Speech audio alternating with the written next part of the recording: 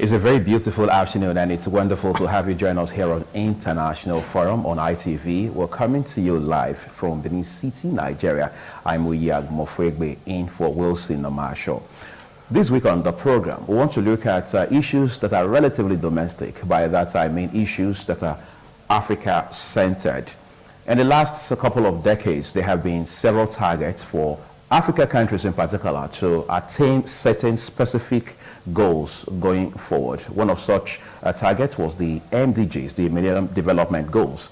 We understand 4 years ago, going by the results that came through, that Nigeria, amongst many other African countries, fell significantly short of that target. Of course, we now have the Sustainable Development Goals, that is the SDGs. But before we go into all of that, questions are beginning to really pop up as to why Africa as a continent essentially is lagging behind, is dragging in terms of development. We talk about the Vision 2020, and then we'll talk about the Vision 2020, where Nigeria, for example, is supposed to be one of the biggest or 20 biggest economies in the world. Incidentally, 2020 is just a matter of weeks away. All right, how are we doing as a country using that as a yardstick to determine, as it were, or to assess progress, development on the continent of Africa? Some people say there's hope for the continent, especially when you look at development and innovation from the eastern parts of the continent, where you have countries like Rwanda and Kenya, for example. Yes, Rwanda is a shining star, sterling examples of what a country that's keen on development should be like. But is that enough? As it stands today, for example, as a continent, in what areas, in what ways can Africa contend with Asia and even the Gulf countries, for example? Those are the issues we want to look at on the program this week. Look at things like health, for example, access to functional healthcare systems, education, roads, basic amenity. How much of them can we boast of as a country? Which raises the question of, why is development such a challenge in Africa? Some people are quick to point to corruption. But is that exactly what the real problem is? And then, by way of trying to answer that, another culprit is leadership. They say we need visionary leadership in Africa to be able to chart a course of progress going forward. Well, we hope that exactly will be the answers to many of the questions that most of us are asking today on the program. It's good to have you on board, but let's take a quick break and hear what the Vice President, Professor Yemi Osinbajo, believes about Africa and going forward, where Africa is expected to be in a couple of years. What happens in Africa in the coming years, in at least 4 important respects, will, in my view, for good or for ill, impact the fortunes of the world. The first is population. The second is the environment and climate change. The third is production, especially agriculture, manufacturing, and technology. And the fourth is security and the problems of terrorism, violent Islamic extremism, social exclusion, resource conflicts, etc.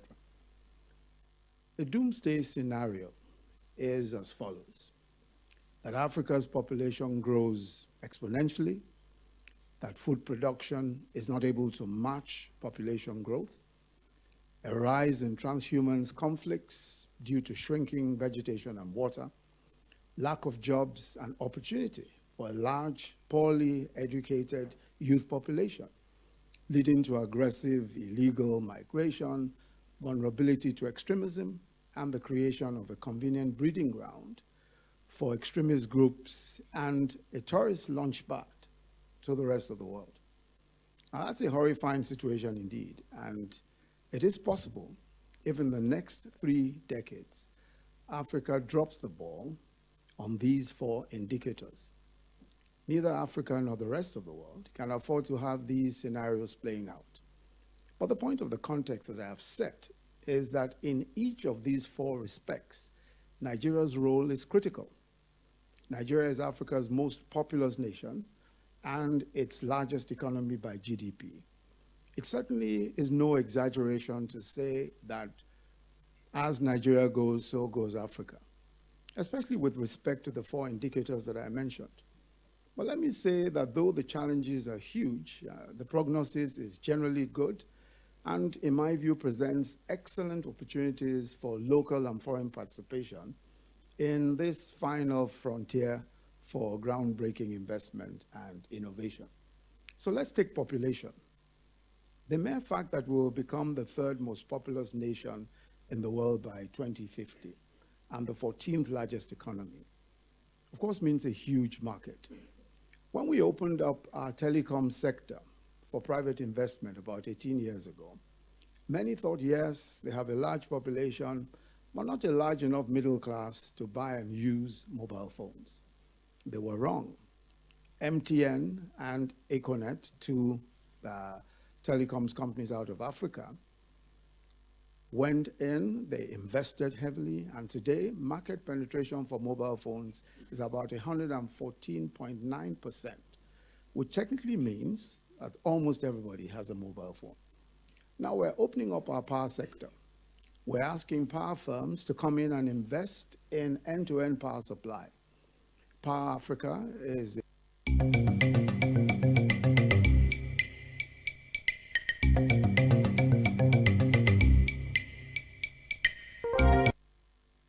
Okay, that was the Vice President creating context for us there about the state of Africa as a country as it stands right now across several respects. And the place of Nigeria as a country in Africa, the point he has made essentially is, as goes Nigeria, so goes Africa. In other words, if you want to look at how well Nigeria is doing today, perhaps one yardstick or one key indicator to use is to look at what Nigeria is doing and where Nigeria stands right now. And I'm going to be talking about this all by myself. I have 2 brilliant gentlemen here who understand these issues and are equally passionate about them. So they will help us create context and perspective for this discussion. Incidentally, 2 of them legal practitioners, Osazowa Osaon Esquire. Thank you for coming on the program. It is my pleasure. We appreciate it.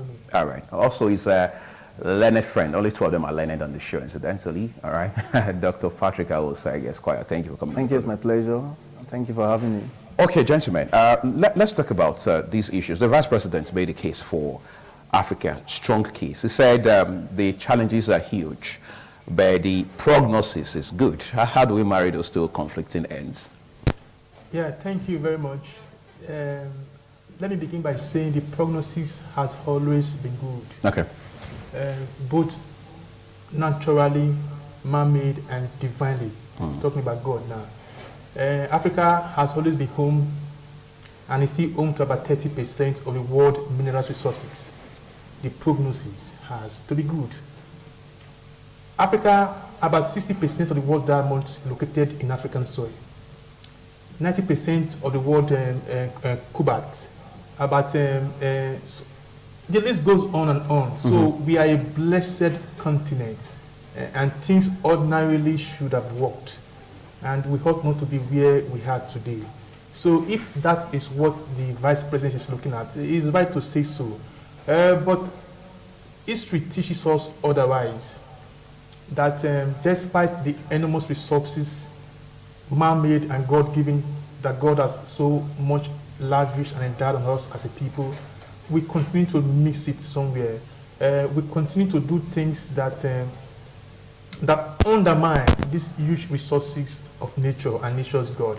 And one begins to wonder what actually is the problem. Of course, that's why we are here today to discuss that. Then again, when we can do it if we get it right. If we want to do it, it is something that is within our grasp.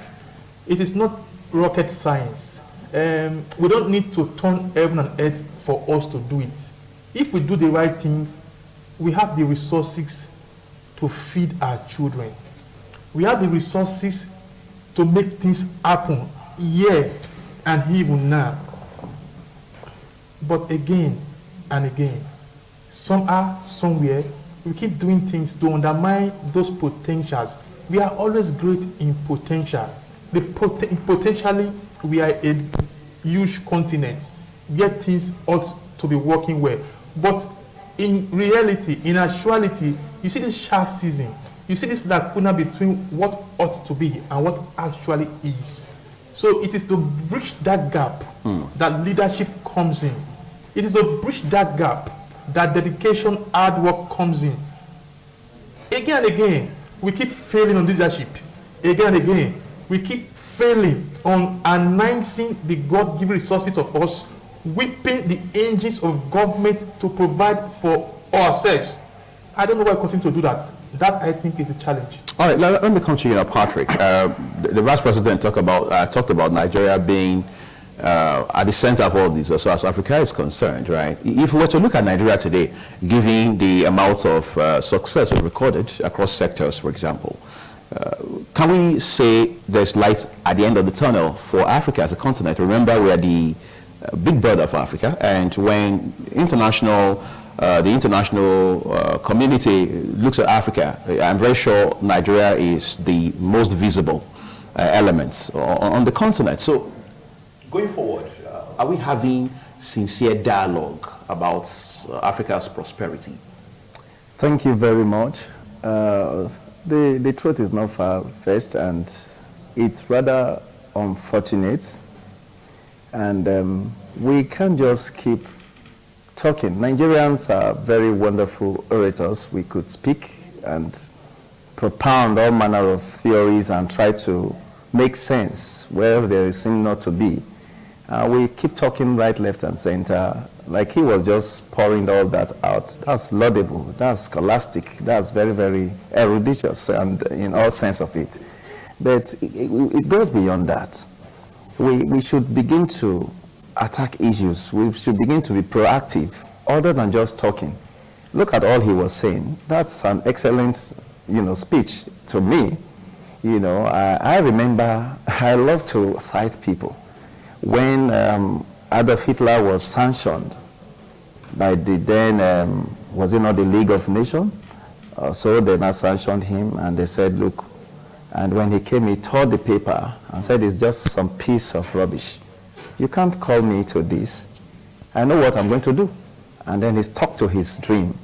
You see, we need to be more proactive. We should go beyond talking. We need more action. Action. Now, if you look at what he had said, thank God for all he said. I believe so much in all of that. I believe that things can work. But the major problem is not that we don't know what to do. It's one thing that, like in the military, they tell you, first and foremost, 3 basic things you should do as a nation. Identify your problem. Identify it. Then isolate that problem. Then the third thing is to annihilate the problem. We have identified, have we really isolated this problem? That is where we are now. We are trying to look at, okay, how do we get the right hand to do the needful? How do we get the right persons to do, like, look at his vice president and the president. Now, they're talking about all manner of projections that's going to be Africa playing a big role, Nigeria, be the top largest population in the world by the year 2050, and all of those indices. That is all good. We talk about number, but what are we doing? When we have been unable to even feed the few we have now, we are talking of that. What is on ground? Do you know where are the mega farms? Where are the projections? We're just talking. We have not really come to terms with these big countries. I remember what happened during the Second World War, after Japan had lost out, and they have suffered a great consequence, and they said to themselves, we will never in history be beaten this much again. They knew they had failed. They accepted it. They accepted it. So we should accept our failures now. Stop talking about we are a big continent, we are a big brother to Africa, largest economy during Jonathan Goodluck's time, and we are now importing rice, some rice farms somewhere. It's like you're deceiving yourself. We know we are nowhere. You and I know the truths. We just keep talking. So let's get back to the drawing board and start nipping it on the board and do the needful. Now, look at our country today. Borders are being closed. What are we doing? Are men not being paid salaries to be there? So is it that we don't trust them enough to do the needful? A whole lot of issues cropping up like that, you keep asking yourself, why are we always here? Okay, let's short it. Say we are celebrating results coming in, forgetting the consequences meted on folks there that are genuinely doing their businesses. So these are some of the things we are talking about. If you want this whole issue to be addressed, we must sit down. It's not where you just sit somewhere and talk from your own angle. We don't have electricity in Nigeria. We are fighting tooth and nail. We are burning petrol, gasoline, diesel to run our engine. And how do you expect miracles to happen? It won't happen. We need to fix that sector. We need to get things right. We don't have light anyway. We power our machines, our vehicles with petrol, and where the world is even talking of electronic vehicles and all of that, and somebody is electric cars, right? Yes. So we can't even be prospecting for that. We cannot be, because where we are now, we are at a crossroad. I liken it to the biblical verse of Joel 3:14. It said, "Multitude in the valley of decision. The day of the Lord is near in that valley of decision." You are still there. You are indecisive. We have not taken a part here. If we really if we want to change, like my brother had said, we know what to do. You know, the challenge is that we have great talkers, great professors, great politicians, great leaders. They have read widely. Before you say one, they will give you the 10th law or whatever principle they want to operate. But are we ready to do it? That is where we are finding all these problems coming up. Look at our school. How many kids are out of school? What are the motivations in getting back to school? What do you get? Look at our campuses across the country. Compared to any university elsewhere, I saw some university campus in Johannesburg. I saw what's happening there. I know what an academic environment should look like. What do we find? We have seen that the entertainment industry have collaborated with our university campuses. So you can see the campuses are now places to celebrate, the entertainment, so to say. We are now beginning to lose it at that instance. We are no longer focused because everybody is considering one thing. I want to make money. Somebody is there selling, trying to find a way to develop an app, how to improve himself. You know, talking about those guys. It's of innovation that will create some positive disruption. Obviously, but yeah, somebody is talking about how I want to look good, how I want to dance, I want to be a vicing. I'm in a university undergraduate law student, want to be a vicing to dance for musicians so that I can make money because it's going to pay me more. So we have made. I know if anything, lawyers like yourself will not be impressed with that, but it's okay. I'm going to come back to you because we have a whole lot to think about on this one. But also, let's look at the fact that he mentioned action, for example. In essence, he's saying, let's talk less and do more. Let's see more work being done, right? Africa doesn't seem to command so much of respect in the Committee of Nations, apparently. That's on the one hand. On the other hand, we are plagued by so much of insecurity. As of today, you now have what they call the ISWAP, Islamic States in the West African province. That's a whole lot of issue for one continent to deal with. It will appear the concentration of these problems is in the sub-Saharan Africa.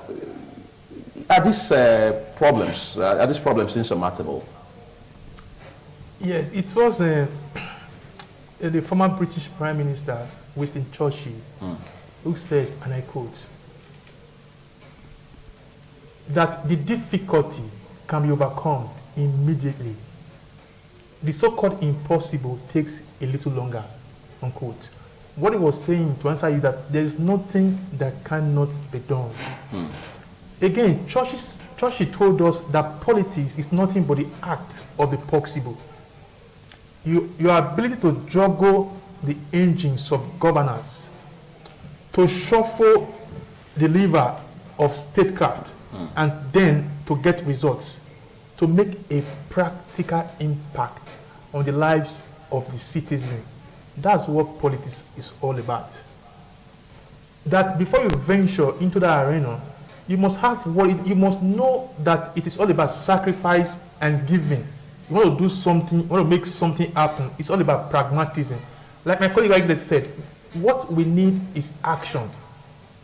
What we need to do is to ensure that we succeed in transmogrifying Africa's bitter story, our present lamentable state of affairs, and do something about it to ensure that our children are fed, to ensure that we are where we ought to be in the committees of nations, You see, Frank Fanon said something in his great work, The Creation of the Earth, that when he was talking about, because some of us, we have a way of eulogizing Africa's past, that Africa was great before the European came, the so-called several empires from Ghana, all of them. He said something, that for all the glories of the defunct Nubian Empire, that it does not change the fact that today the Nubians, they are somewhere in between Sudan and Uganda, right. That today, that for all the glories of the Nubian Empire, that it does not change the fact that today the Nubians are underfed, they are illiterate, they are thrown between what they call earth and heaven, with empty head and with empty stomachs. It is to say, what he was trying to say, that we need to do something, we need to find the secret of the white man's power. How the white man was able to conquer us, and then also conquer nature for himself and for his posterity. We need to understand that we need to harness the powers of nature for our good, and that requires action, that requires statesmanship, that requires sublime leadership. What we have in leadership in Africa is just mediocrity.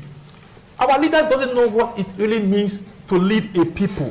What it really means to harness the resources of any given geographical expression and do something with it. We don't know. What we think is just to go there and then to enrich ourselves.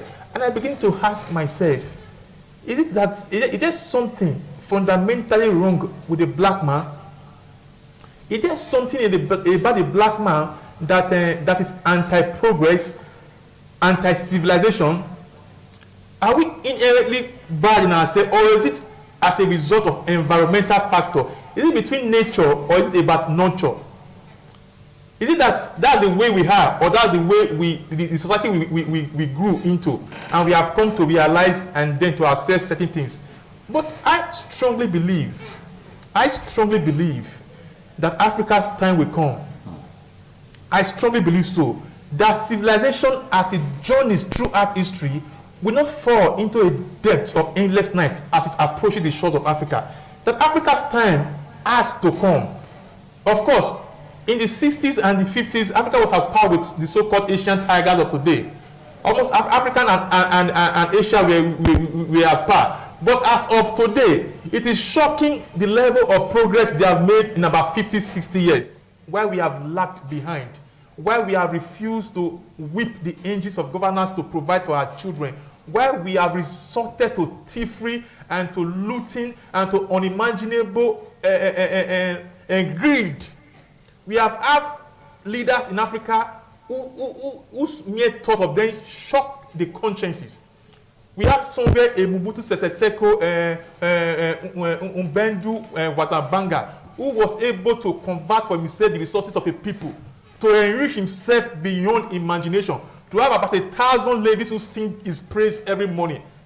You begin to ask yourself, why so? These are things that could have been used to better a society. I give you a practical example. In the 80s, when former French Prime Minister Jacques Chirac, he was mayor of Paris.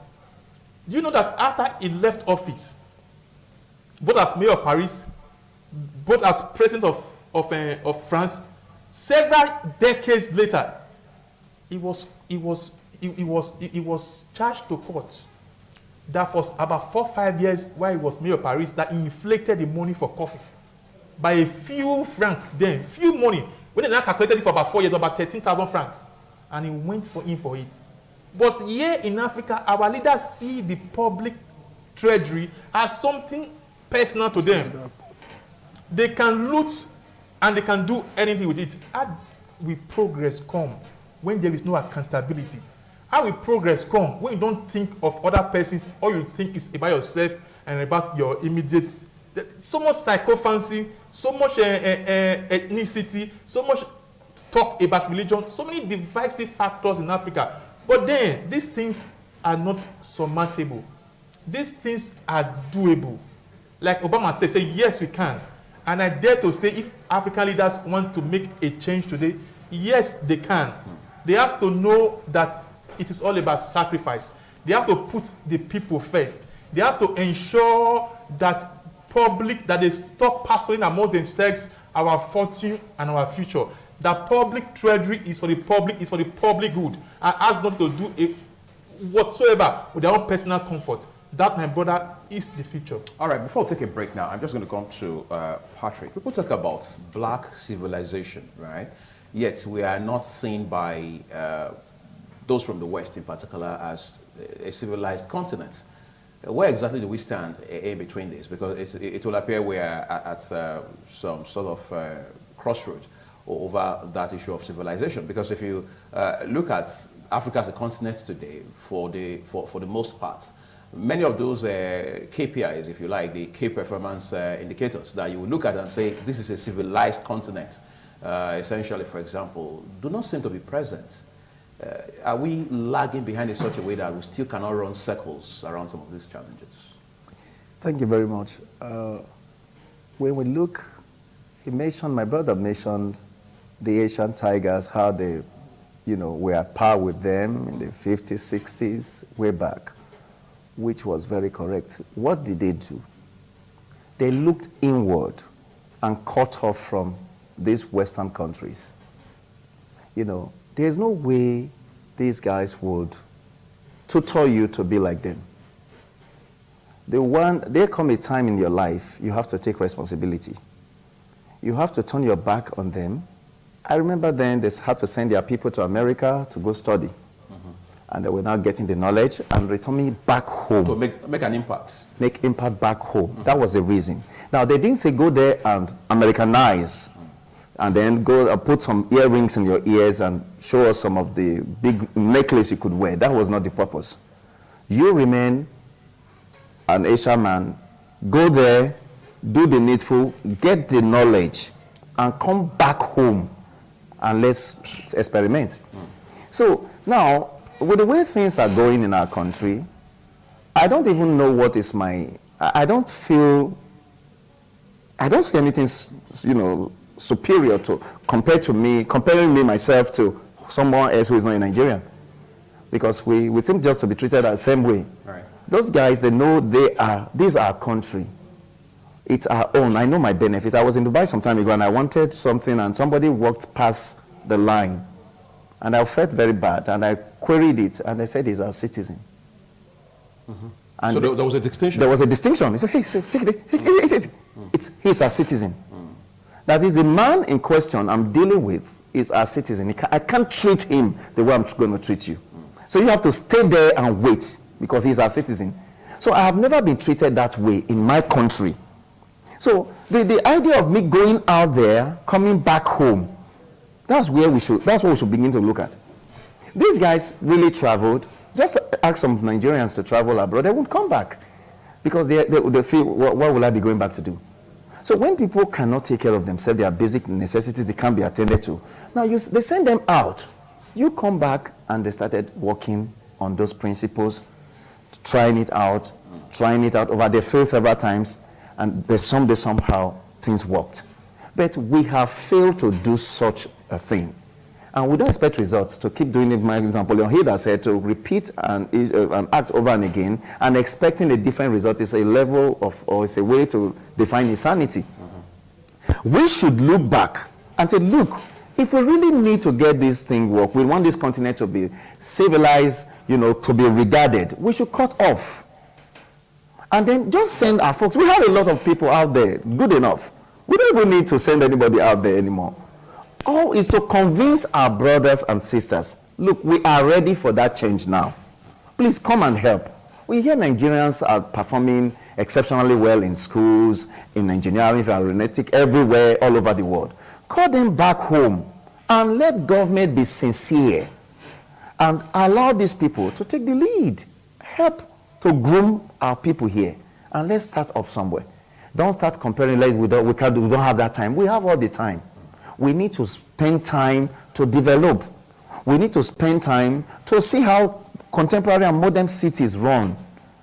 Now look at, there are a whole lot of tax laws in the country today. People are not paying taxes. And these are things we should be doing. On the other hand, you say, why would they be paying when what ordinary should be given is not there? So these are the things government should look inwardly and look at critically, so that we can now have this agenda. Okay, in the next few years, this is what we want to face. Let us see how we can attend and address this electricity. Even Togo here, look at countries, neighboring countries, they have electricity. We'll be in darkness, we will not be able to do anything. And then we still expect so much. And we are comparing ourselves that in 2030, in 2050. Is it not a child's play? It's a dream. It's just like a child saying, I'm going to fly an aeroplane tomorrow. That's what we keep saying. It doesn't work that way. We need to add this diligence and get these guys to come home.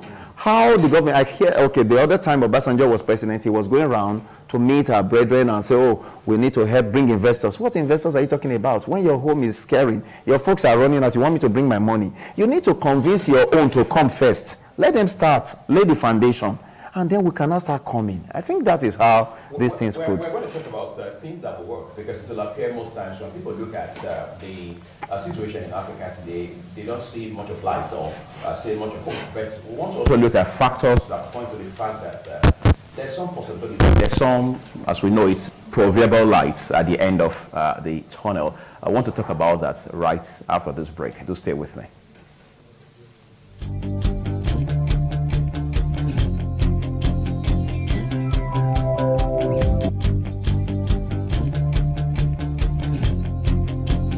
Some of you may be aspiring to positions of leadership in the political arena, but the question is, why do you want to lead? In Africa, the shortest route to ill-gotten wealth is political leadership. If you want to get wealth without working for it at all, join African politics. That is the truth everywhere in Africa except for very few places. The only place that stands out now in that regard is Tanzania with President John Pombe Magufuli. The rest in Africa, they hunt and gather buildings and cars and money. And that is why African leadership does not attract our best men and women. And African electorate also responds to money. The African electorate also expects to be bribed so that they can vote. And until the day we are able to exercise the ghost of ethnicity, among other things, and the ghost of corruption in Africa, Africa will never get good leaders.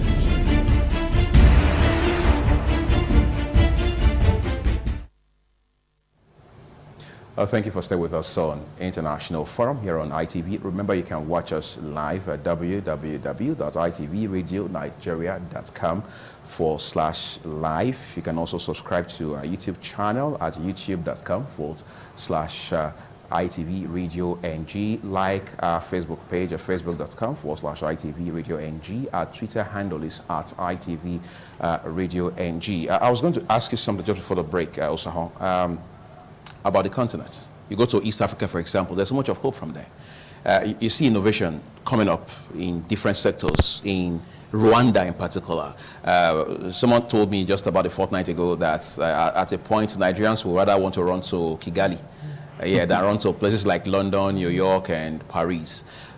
Whether there's any truth in that or not, it will appear Rwanda is a shining example of what measurable progress should be on a continent such as ours. That's on the one hand is a good thing, but on the other hand, you still have African leaders and politicians who would rather blame some of the things we see today on the so-called Western imperialism.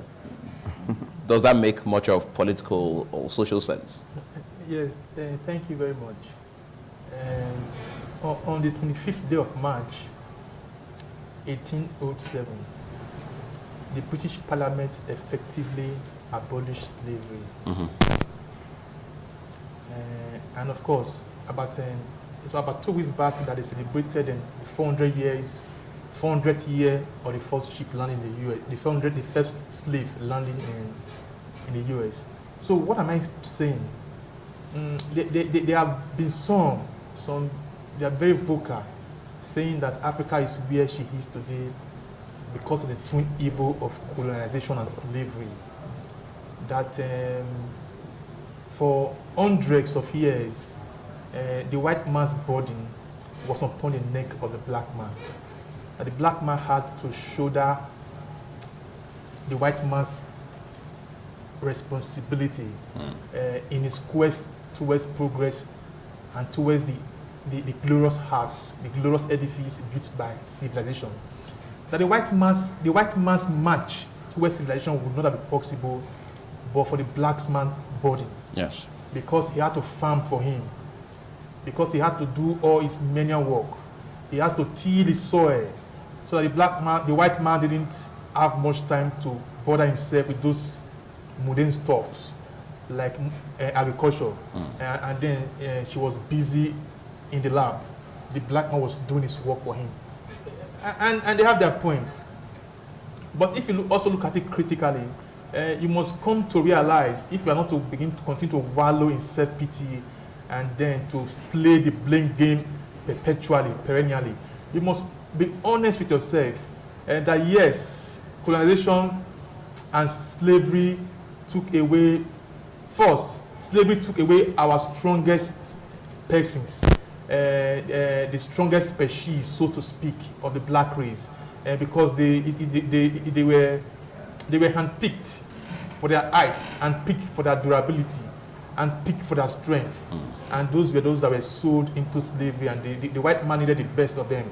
And then, having taken the best of our human products during slave trade, they didn't stop there. Now, when the colonization came, they took the best of our resources, of our timbers, of our oil, of everything that we needed to advance as a people. And that's that. Like I said, that ended over 200 years ago.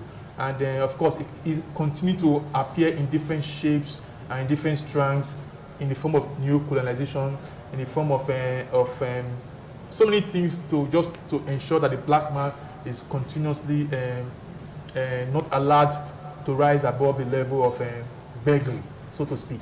So, but now, in the past 100 years or thereabouts, the black man's future has largely been in his own hands.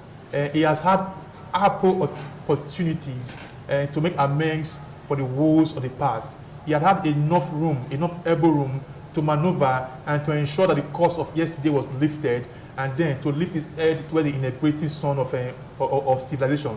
But over and over again, he has failed to do that. Over and over again, he has exhibited certain traits that are anti-progress, that are anti-civilization. He has burdened himself far much than the white man ever burdened him. He has taken for himself what he should have used for his neighbor. He has taken for himself what was not due for him. So the black man has seen leadership as something to enrich himself, and not as a means, as the best tool. I tell you, the best tool for progress and civilization is leadership. Because the people entrust you with their resources, and they expect you to harness those resources for their own progress, for the upliftment of their conditions of living, for the upliftment of the type of life they have chosen. That is why they placed us there. And when in the 60s, most African countries attained independence, we could see visionary leaders, those early crop of persons who were really impacted, so to speak, to make a difference, to ensure that Africa steadily bridges this gap. They need to bridge the gap between the black man and the white man. They knew that yes, it is a difficult task, but it's not an impossible one. So people like Patrice Lumumba, people like, to a large extent, Nnamdi Azikiwe, people like Amilcar Cabral, and so certain other black persons who thought they could do it, and they embarked on it. But before you know it, my brother, we had strong reactionary forces who overthrew this crop of ideologues, and they brought in their selfish interest, which has prevailed till today. That the average black man, all he thinks is to pilfer, is to steal from the system. All he thinks is how he's going to skew the system to favor himself. It is bad leadership. It is corruption. And I strongly believe that there is no bad leadership engenders corruption. You can't have one without the other. Either if a leadership is bad, it is inexorably corrupt. That's it. So what we need to do today, the solution for Africa's greatness, as the late Chinua Achebe rightly said, is leadership. It is commitment to governance. It is hard work and that realization that, look, the resources of a state is primarily to be used for that state, to be used to ensure that progress is enhanced among the citizens, and not for you to line your own pockets. So that's that. But today, as I speak, there is hope for Africa. And Rwanda is a shining example of that hope. Just 1993-94 year, Rwanda was the place of utter chaos and bloodletting. The genocide there shook the conscience of civilization. But in a space of less than 30 years, they have been able, that young man, Paul Kagame, has been able to harness the God-given resources of Rwanda to make something happen. That today it is one of the fastest growing economies in the world. Talking about Rwanda. Paul Kagame has been able to leverage the lever of governance and to ensure that what they have under their soil is being optimally utilized to ensure that their level of life is enhanced. That's what we have today. But Africa, the other part of Africa, continues to be plagued by so many issues. But if we can isolate that shining example of Rwanda, we must realize that there is hope. That if Rwanda can do it, Nigeria can do it. And if Nigeria can do it, Ghana can do it. If Ghana can do it, even South Sudan can do it. So I think there is big hope for the continent. Because what we need as a people to prosper, the main thing that we really need to prosper, we have it. This is the natural resources. You know that as I speak today, Africa is home to 30% of the world's mineral resources. And yet, she accounts for about 2.4% of global GDP. It is a big irony that a continent that is home to about 30% of the world's mineral resources, which you need for growth and for development, is only responsible for 2.4% of the global GDP. And it is quite shocking, like a colleague told me the other day, that Manhattan is just a district in New York, that Manhattan alone contributes more to global GDP than the whole of Africa. It is shocking that Manhattan alone in New York contributes to global GDP than the whole of Africa from Cape to Cairo. It is shocking, and something has to be done about it. The resources we have underneath the African soil is 1,000 times, even more than 1 million times more than what they have under the soil of Manhattan. So we must understand that it is governance. Okay. Yes, the past was bad. Yes, slavery and colonization did a big havoc to our growth. Yes, the white man to a large extent tried to monaco us so that we do not grow. But today our destinies lie squarely in our hands. All right. And if we want to do something, we can. And I dare to say that now is the time to do that thing. Okay, we're going to, as we continue to talk about these issues, and of course on the show we'll be wrapping up in a bit, continue to talk about the fact that we need to tie where we're coming from to where we are today, and at some point to where we should be going as a continent. But I want to talk to Patrick now about technology, right? He just mentioned Manhattan in New York. Incidentally, Manhattan is a city in New York. And we all know that New York is referred to as the financial headquarters of the world, right? These are countries that have seen real-time industrialization, which Africa as a continent altogether cannot boast of, all right? Technology drives growth, drives development in the 21st century. Yes, we can't boast of this, even though we know, yes, you have pockets of young, brilliant, forward-thinking people trying to disrupt technologically, all right? But overall, we still cannot boast of some of the things that these guys can do. Let's talk about, say, Silicon Valley, for example, in California. I mean, that sector alone contributes, as of 2017, no less than $500 billion to the GDP of the United States. That's whopping, right? But Absolutely. Africa is way, way behind all of these points that we're talking about, right? How do we begin to scale up in technology to ensure that we also, as it were, jumpstart some of these issues that we need to accomplish? Thank you very much. We have flogged this issue over and again, and the truth is obvious. Are the leaders ready to invest money? Are they ready to invest money in technology? You don't just wish for it. They said if horses were if they, how do we if say? wishes were horses. If wishes were horses, beggars would have ridden. So it's not an issue of just wishing for a good life. We want to be like Mahanta. We want to be like Selito. We want to just be around the world. We want to be everywhere. It's not just about that. Like I said before, it's to look inward. You sit back. Send our young folks out there. Go enlighten yourself. Send them to schools. Get trained and come back home. And give them money. No, fund it. Okay, look at the Bill Gates today. He was talking a few days ago that he has paid over $10 billion as taxes that no other person had paid before. He was given an opportunity. We have brilliant people here. We have a whole lot, like you've mentioned. Who is funding them? You keep moving from pillar to post, and somebody is become governor, becomes president, becomes senator or whatever.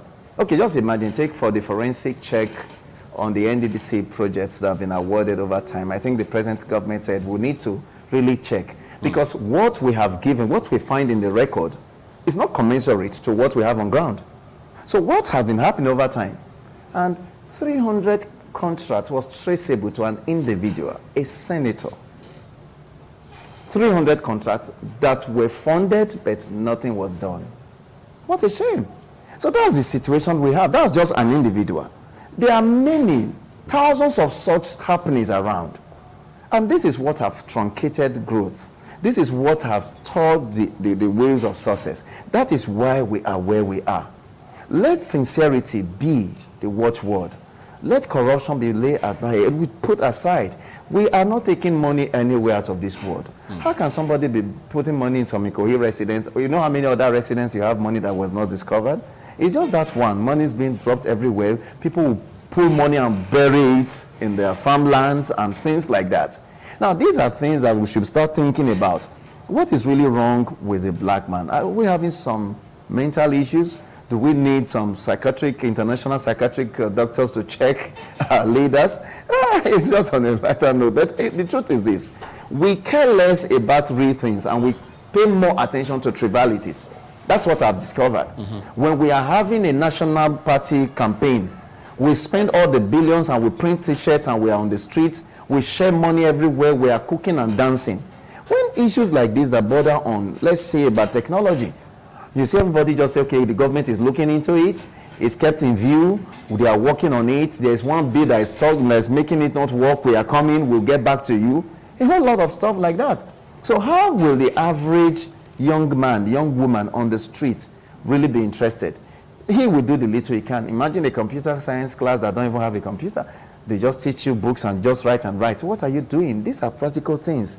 You're talking about you are in the communication department in the university. You've not even met people, great minds like yours, to come. People like you should be called to come to classroom to talk to students. I think some schools, it's a brilliant point you're making. Yes. Some schools are now realizing that there is need to create a convergence point between the academia and the industry itself. Yes. So you find universities, I know of Grenadian University, for example, they understand that engineering is a practical issue, right? So they want to bring people who are already practicing in that field, people who have been able to find, carve a niche for themselves in that field, to interact with these students, so that going forward, they can put what they've learned within the four walls of their classrooms to bear. The point you're making is, let's be more practical, let's be more result-oriented. So these are the issues, not just talking around. Yes. We have the money, and then you all talk about, I fund this election, and then we're not having political crisis. And we cannot even put a finger on the sources of those funds. You can't put a finger, then you now have political crisis. A governor and a godfather is fighting, some president and some vice president fighting, the senator and the senate leader, house leader, whatever, all crisis.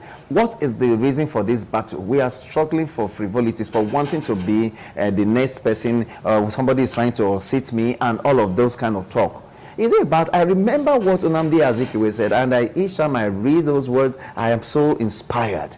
That thank God for great leaders like that. It's unfortunate that they were unable to pour out themselves, like my brother have said, on other leaders that we have today. Because I don't know where this kind of leadership has come from. Because it's so strange that somebody talk about a leader saying do or die election. How can a leader be talking to me like that? That it's going to be a do or die. Well, Nnamdi Azikiwe won't talk that way. He said if it's Awolowo that eventually become the president, we will all work together as one Nigeria. So it's not an issue of an Igbo man, is a Christian, is a Muslim. Abiola and his running mates were both Muslims. King Gibe, they were both Muslims. Right. And Nigerians were around them. It's an issue. Let's forget all this stuff and concentrate. Go to Dubai today. They are Muslims, for crying out loud. But they have been able to embrace Western ideas. And that's what have made their country what it is today. Incidentally, one fundamental thing we have in common is the same black gold, as they call it, obviously, or the oil resource, right? So now, if you are able to do the needful, let us spend money. Look at the roads we are driving on. Look at our schools. Is it the building that make it a school? What are the instructional materials? What links are these schools? How do you inspire your students? You mentioned Igbinedion University. Yes, that's correct. And I must laud the Igbinedion University and the Esama have been in for that great work he's done there. That's an individual. It's just one person. He's not in government. Right. So we have people that are wealthy. They have all the funds. Who can replicate the same even in other sectors. Much more than that. Right. There's somebody that will even say, well, they didn't attend formal education the way others may have. You that have gone to Oxford, you've gone to Cambridge. What are you bringing to the table? You're bringing nothing. All you tell us is that you were schooled in Harvard, you had some lessons in Cambridge, and you are here and back at home doing nothing. Your constituency that you're ever overseeing, you can't do it. These are the issues. So it's not to be blaming that we want to make progress, because when they talk like that, I just keep quiet. You can say I'm really not in myself to speak so much, because I know this is not a talking issue. Right. We need to be at the workshop. There's a young man that will be talking about brightness, brightness, brightness. I don't know those that have called him. He was talking of some brightness lights.